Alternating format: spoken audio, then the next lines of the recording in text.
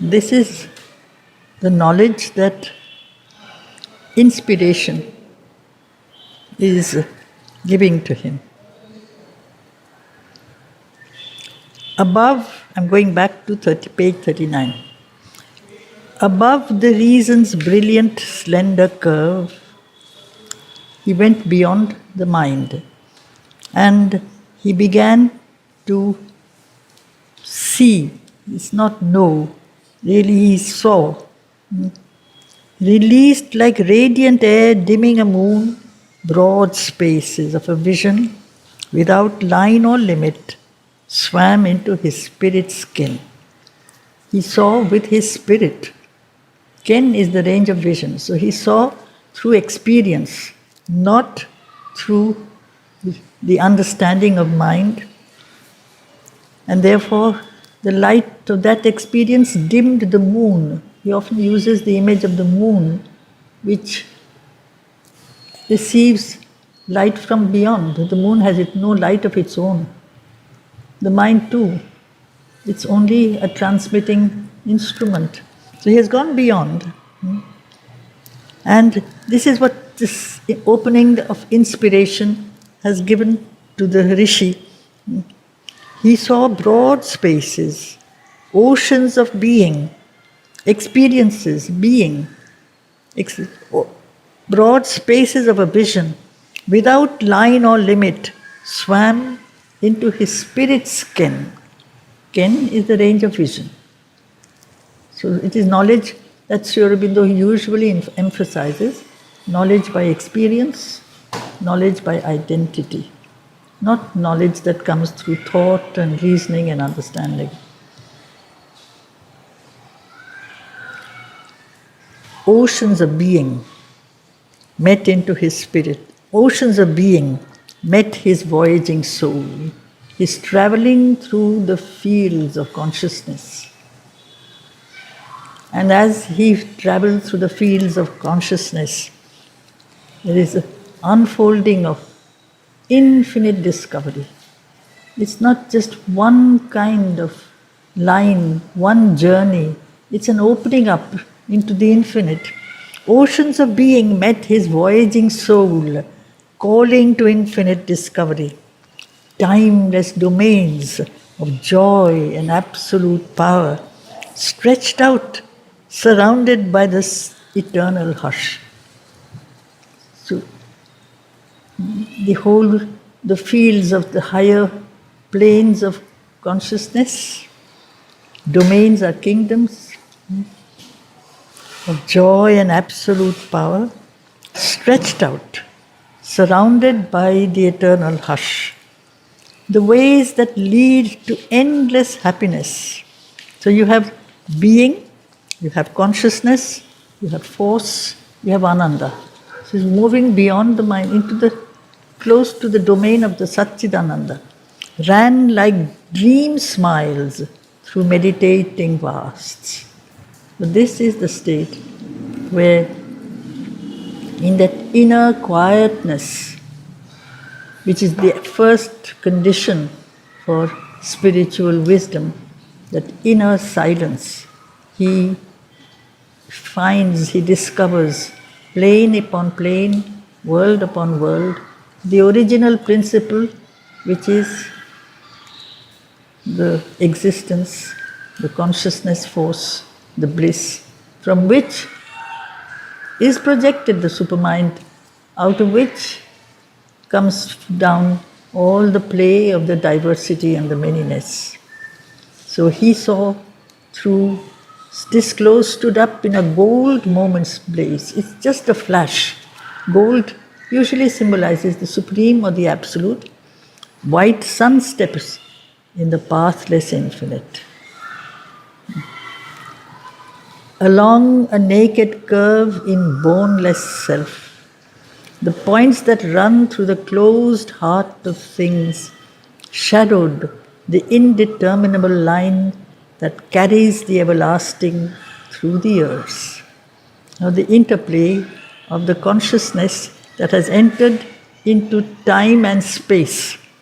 And so he sees a line, the line of change, of evolution, of growth, but it is not something that is defined by our mental understanding. Therefore, it's an indeterminable line. He sees the plan of the divine, you might say, expression through all the closed heart of things.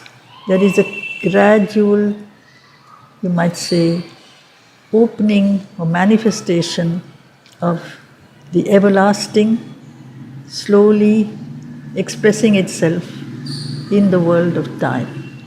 The divine, the eternal, manifests itself in time. He sees that therefore everything that is an expression of the divine plan. That is it's a boundless, infinite consciousness, no doubt. But there are points, there is a curve, there is nothing that is random or chaotic. And slowly there is a progressive emergence of consciousness out of the original apparent unconsciousness. So there is an order, a plan. And this is perhaps one of the roles of the higher mind. It transmits the divine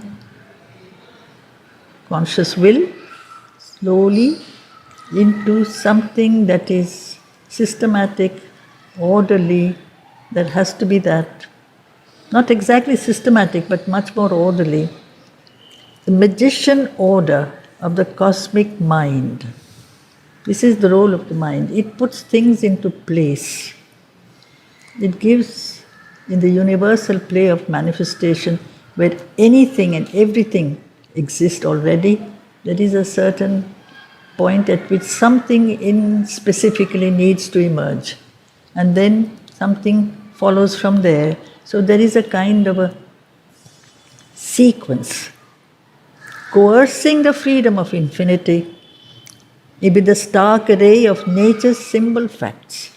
And that is a projection that from the supreme mind, or where there is the conception, the possibility of manifestation, there is as if something has been projected into the world of nature, where there are facts in the world of matter, in the world of life, in the world of action, in the world of manifestation.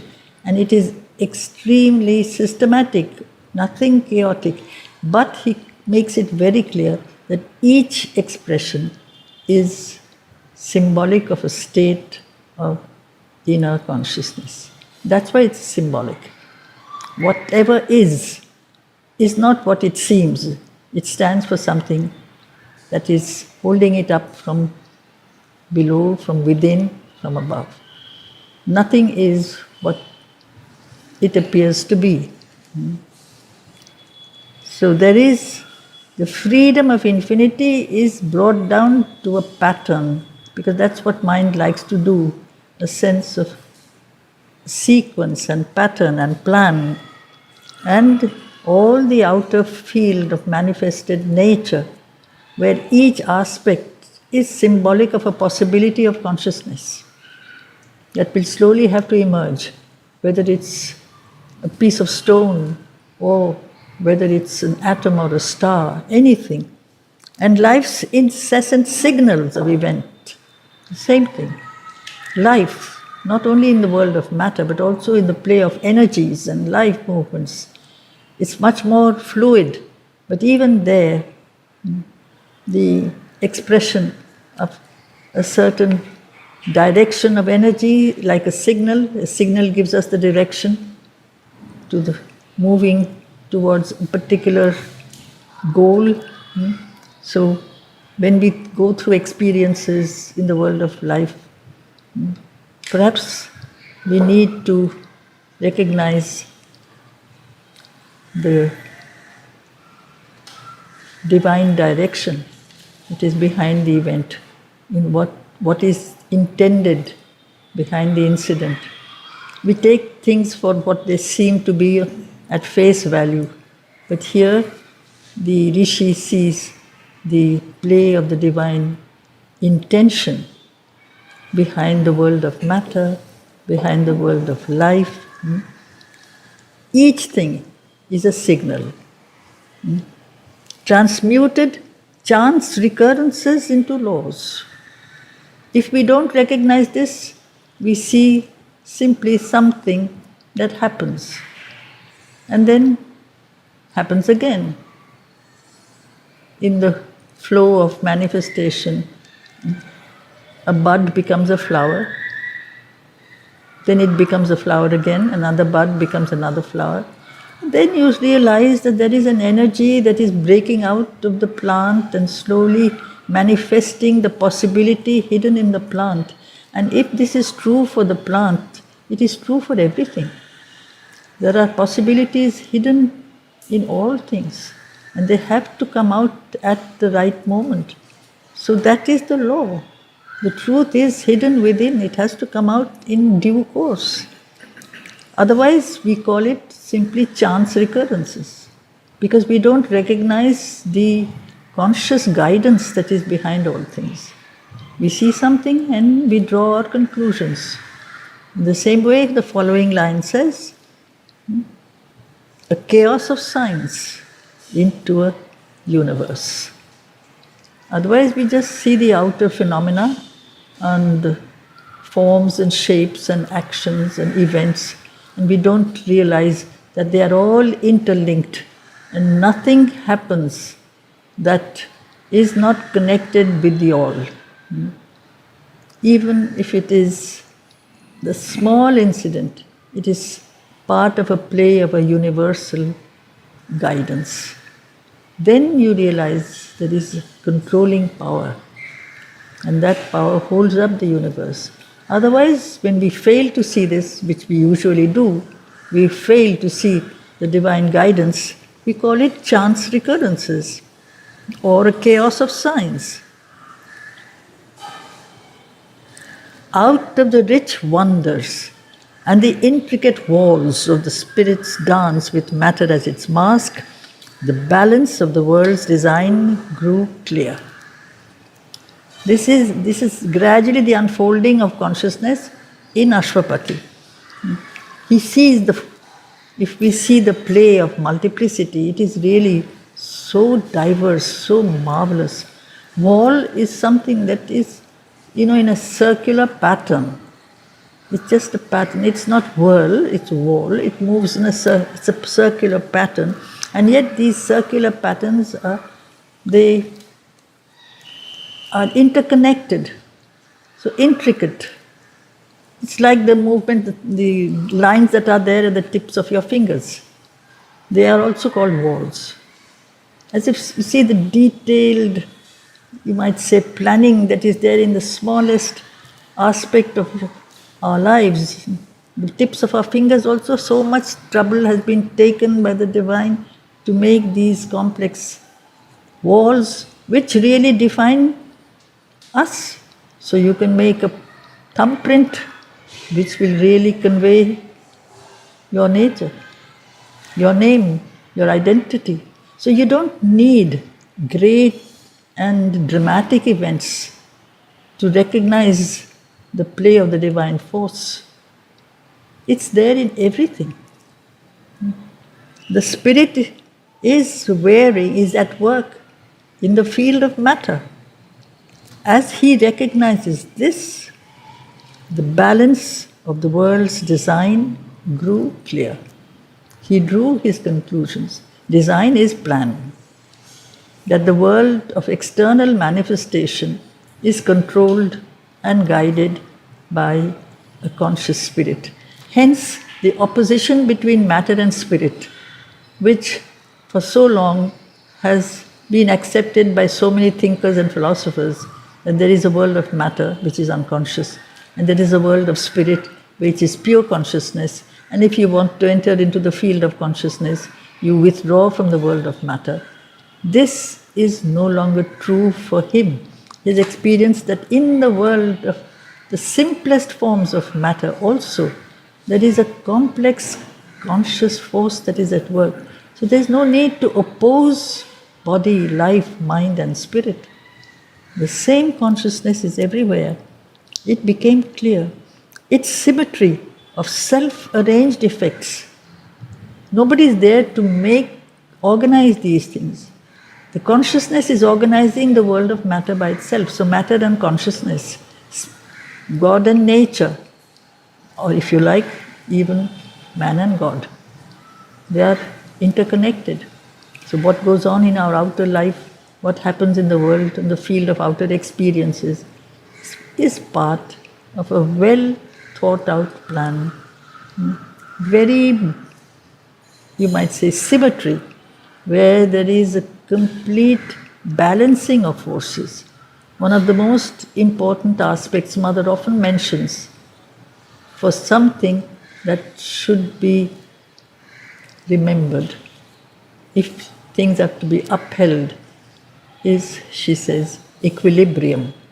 It's not quietness, it's a play of forces that are balanced.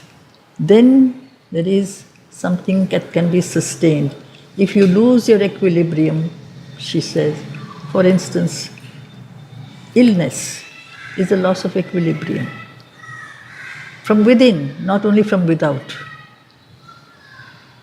You fall down physically, something within has begun the fall long before you started falling outside. There's an interplay of forces. So, this is where this is typical of Sri Aurobindo, that there is no need to divide the outer world of material manifestation from the interplay or the control of the working of the spirit. If we turn away from the spirit, if we lose contact with that inner presence, then naturally we enter into a world of disequilibrium, lose control. And the consequences are obvious. There will be pain, there will be difficulties, there will be failure, there will be fall. It's part of the plan. So, it's symmetry of self-arranged effects, managed in the deep perspectives of the soul. It starts within, in the field of the deepest spirit. What is there within manifests itself on the outside. It's not only in the life of man, in the life of the cosmos, in the entire universe. There are periods of universal destruction, which are the result of a clash of forces hidden behind, a lack of harmony. And so the insistence, again, that Mother lays on harmony, on equilibrium, has to have harmony. Otherwise there will be discord, there will be clash. But those two perhaps are necessary for us to wake up to realize the root cause. The whole point here is the root cause behind the outer manifestations. We look at things from the outside, he is looking at things from the inside. You see the root cause of things, what is at work behind the surface, and then recognize the outer expression. Then we can understand why things, in the Divine's plan everything is perfect. In the manifestation in the world of matter, that connection with the Divine is not well established, the consciousness is not stable, then naturally there will be something that breaks down. And managed in the deep perspectives of the soul. You see from depth of perspective is when you see something, go further and you can see the plan of the all, the whole, because you're not seeing it from close range. If you see something from close range, you're too attached to what is on the surface. You don't have the knowledge of the why and the wherefore of things, the proportion and the value of things. If we go further and further away from the surface, we can slowly enter into the play of the universal plan, which is in the world of the spirit, the soul, and the realism of its elusive art. It's an interplay of opposites. On the outside, everything seems to be real, and yet everything passes. A wave is very real before it breaks, and then it has mingled in the ocean, and the wave that was is no longer there. And this is what our life is. There are moments, there are experiences. We attach importance to the immediate. We don't see the play, the role that this immediate moment plays in the purpose of the whole. So always, he insists, recognize the all as much as possible. Widen, deepen your vision, your knowledge. Then you can enter into the play of the all. It's logic of infinite intelligence. It's magic of changing eternity. Logic and magic usually are put in different compartments, but they are not opposites. Magic is something our logic doesn't understand. That's it. What we don't understand, we call it magical. But if you can deepen and widen your understanding, and you see what is beyond and behind the outer appearances of things, then you see the wisdom that is at work behind all things. It's a rise and a fall. Nothing moves in a straight line. We are not constantly in touch with the divine. So there is this play of rising and falling, and that is part of the journey. No journey moves in nature in a straight line. Neither air, nor water, nor electricity moves in a straight line, neither do we. There is a rising and a falling, there are cyclical patterns, therefore the walls. There is the movement of waves that move up and down.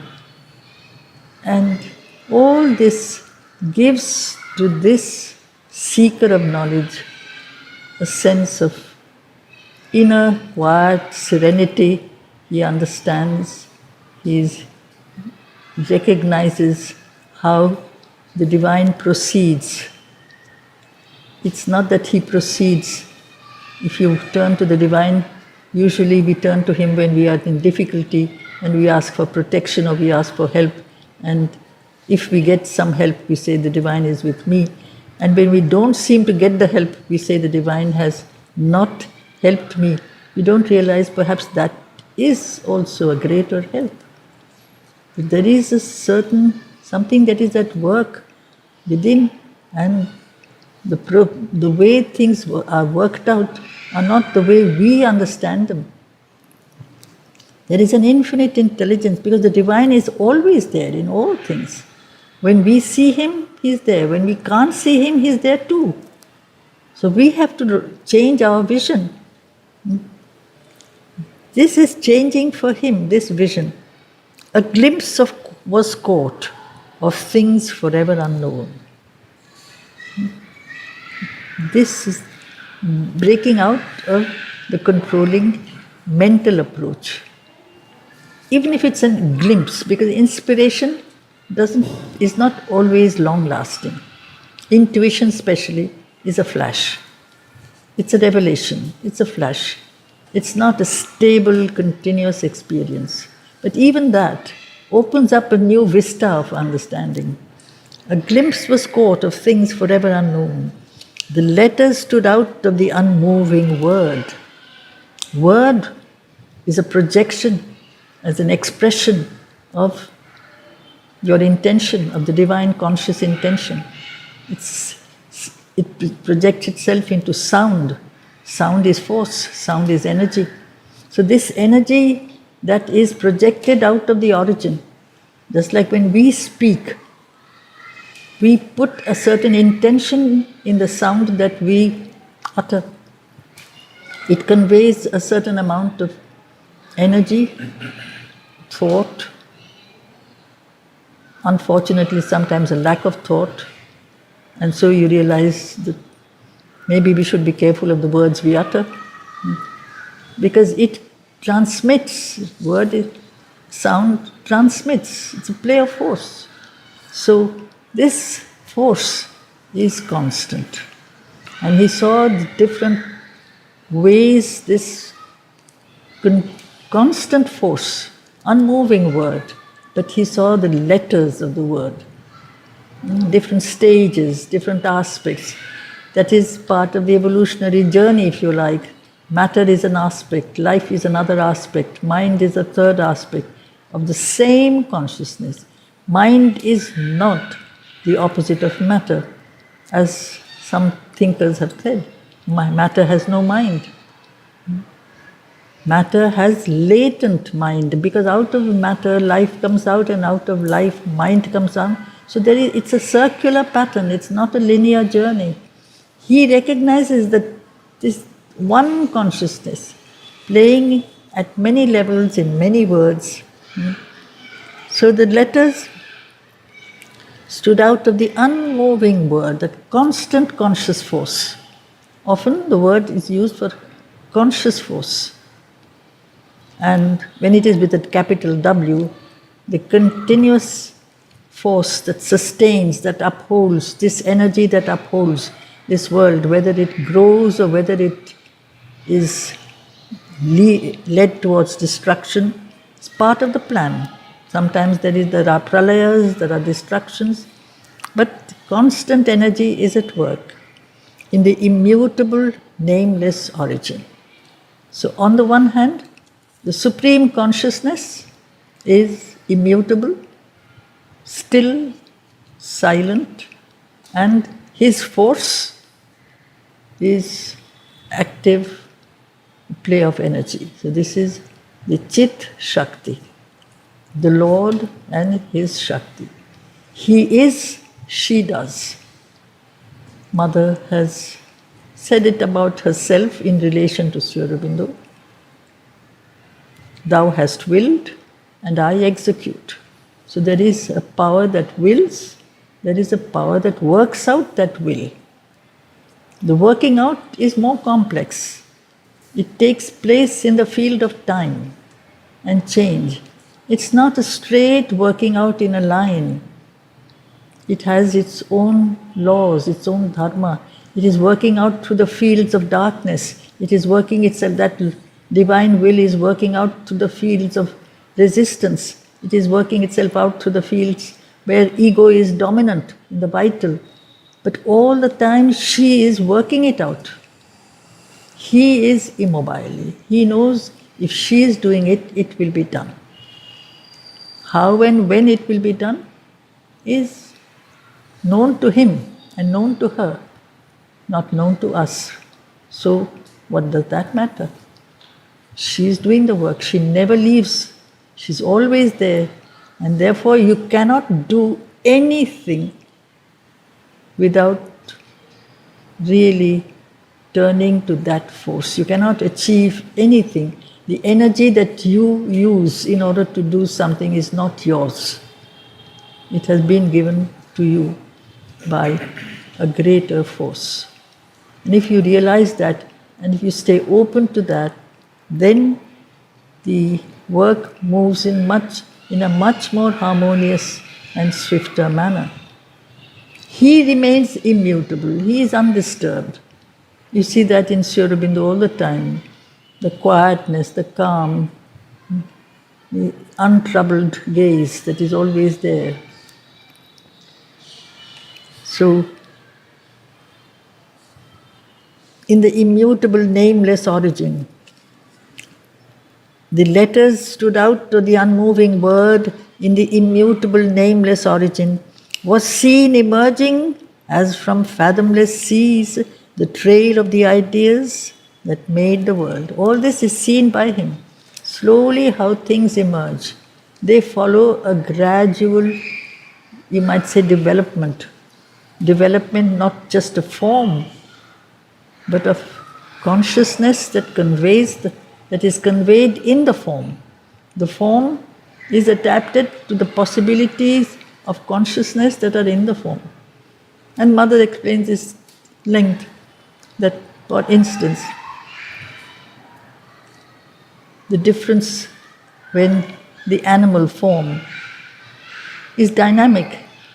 active, but it is not the animal is not primarily a thinking being. So she gave the example of the animal moving on 4 feet. When the mental being emerges, man, who is also an animal, learns to stand on 2 feet, because then he can use his hands. He looks straight. He can swivel his neck upwards. His vision can rise, is no longer horizontal, it becomes vertical.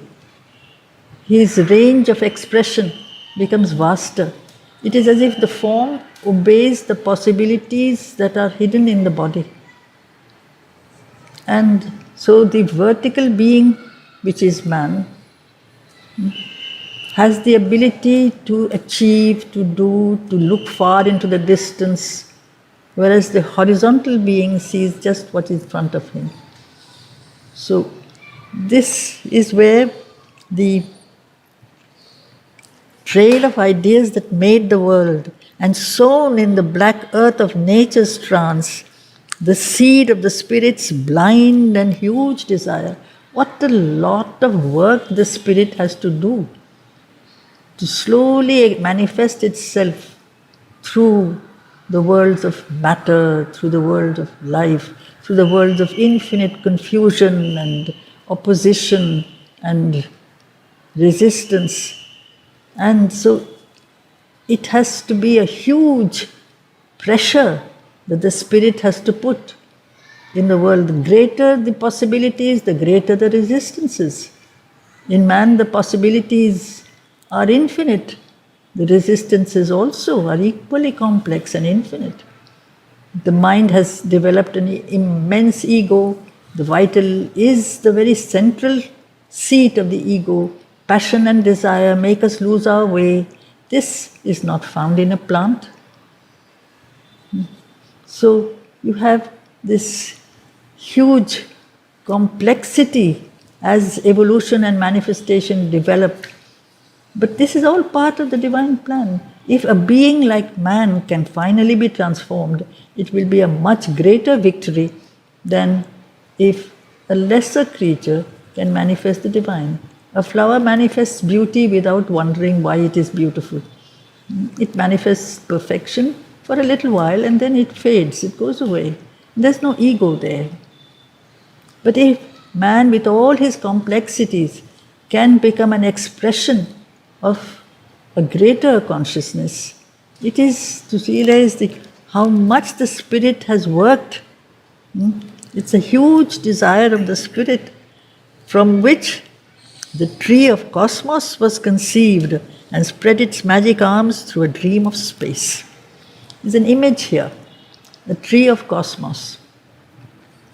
It is in the Upanishads that there is the image of the tree, but it is an inverted tree. The roots are in the sky and the branches spread out.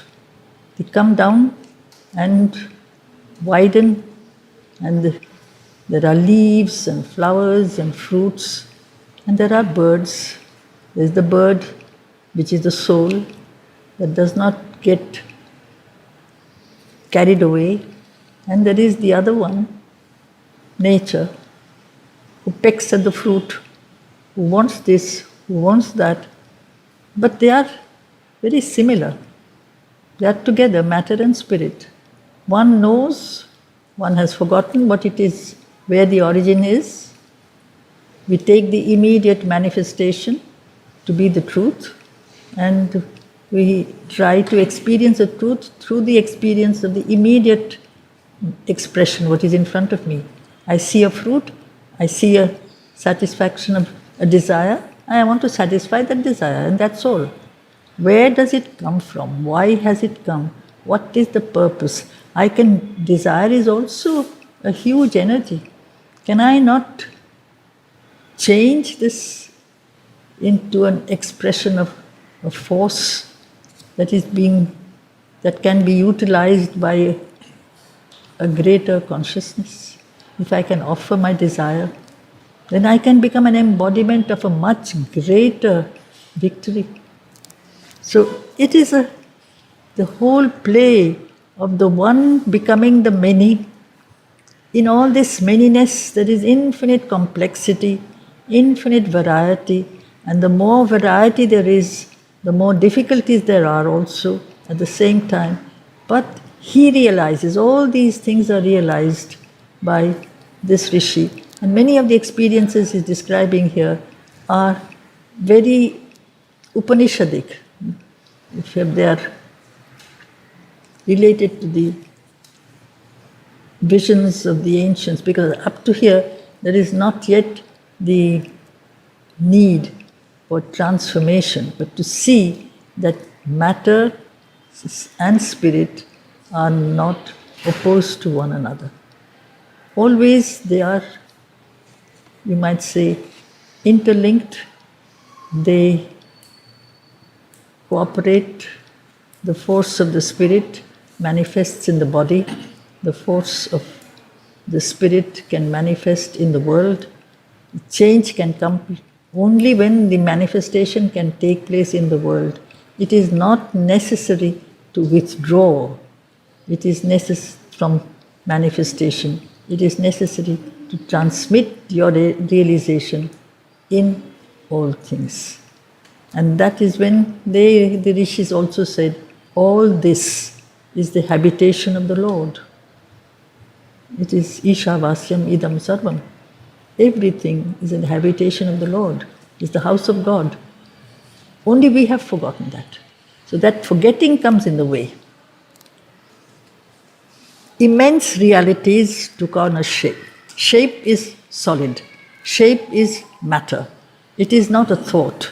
It is not a feeling. It is a solid material existence. They looked out from the shadow of the unknown, the bodiless namelessness that saw God born and tries to gain from the mortal's mind and soul a deathless body and a divine name. This is the goal. Not only a divine consciousness, but a divine body. This is what looked out from the shadow of the unknown for Ashwapati. The bodiless namelessness is the transcendent, the supreme, the absolute, where there is only the Brahman, where there is only Satchitananda. God is an form. God is an identity. God is a name. God is a being you can turn to. So from that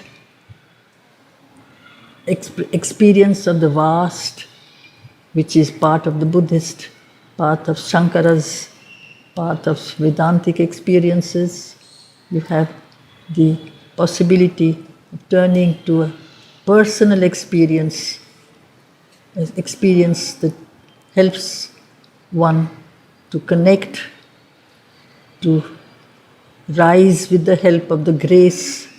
That is the force. That infinite vastness becomes also, takes the form of an individualized being to whom you can turn, whose feet you can touch, whose grace you can call to help you, without which you will be lost. This is also there. And because of that grace, because of that help, to gain from our limited mind, our limited life and soul, a deathless body and a divine name. So the plan that links matter to spirit, soul and body, it's part of one universe. It is not, this is the lower creation which we have to give up and withdraw into the higher worlds of silent peace and consciousness.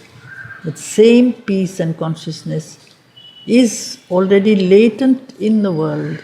So he uses now in the image of an architect. The architect builds, but before he builds or plans his building, he has a vision of what he wants to build. So that consciousness is there, the universe is there within him, like in the architect's head or being, the plan of what he wants to build is already there. And slowly it works itself out, brick by brick, into an external outer manifestation. So the world today, the outer world of matter, is a progressive, gradual expression of the divine plan, the divine intention. This divine planner, the architect, builds in trance. This is the sentence we are going to read now. In trance, that is, he is undisturbed, he is seated within. He knows how things should proceed. We get so easily worked up, so disturbed by the play of outer events. But he is building it. When we see a building that is being made, it is not yet even half made, and you say it's very ugly. You see a few bricks, a few walls, and you say, but it is not finished. The expression of the divine plan is not yet over. Why do we jump to our little mental conclusions? The immobile lips. He is silent. And yet he is projecting his consciousness without moving. The great surreal wings, the visage masked by superconscious sleep, the eyes with their closed lids that see all things. So even the play of opposites. The eyes are closed, the lips are closed, the presence of the divine seems to be completely withdrawn, and yet he is moving through all things. The wings, that which helps him to travel, to move. He is flying through every stage. His action is taking shape in all movements which we don't recognize. We don't realize whatever happens is part of his play, part of his plan. Now, to him, this bird or this being with its huge wings, wings have often been used in mystic poetry, not only to something that takes you upwards, it can take you like a bird's wings covers the earth, like a mother bird covers with her wings the young ones whom she gives shelter and warmth so that the new birds can be born. So there is a kind of a protection, there's a kind of guidance, the outstretched wings of grace that are there. And yet it is a power, it is love, it is knowledge, it is power that wants to create what? The original desire born in the void. When nothing was, and at some point the divine projected out of himself his force, and he chose to create slowly, a little at a time, a projection of himself. The universe is a projection of himself, but it is progressive. Today we have made an opposition between the outer world or the universe and the divine beyond. But he has put himself in everything, a little at a time. It's an original desire born in the void, peered out. He saw, Ashwapati saw. He saw the hope that never sleeps. Hope is always in the distance. Hope is not something you have right now. It is as if the divine manifestation, fulfillment, perfection is there, but at present it seems a little out of reach. The feet that run behind the fleeting fate, it is always out of our grasp. We are not yet capable of manifesting that intention, that plan. But the force is constant, the energy is there, the guidance is there if you want to open yourself to it. the ineffable meaning of the endless dream. So you have an opposition again. When he says dream, it is something that can be associated with that which is unreal, temporary, passing, unsubstantial. But behind this universal play, which seems to be so unsubstantial, so short-lived, so incomplete, there is a plan, there is a purpose. Everything is a working out of His will. This is the realization, part of the realization of Ashwapati.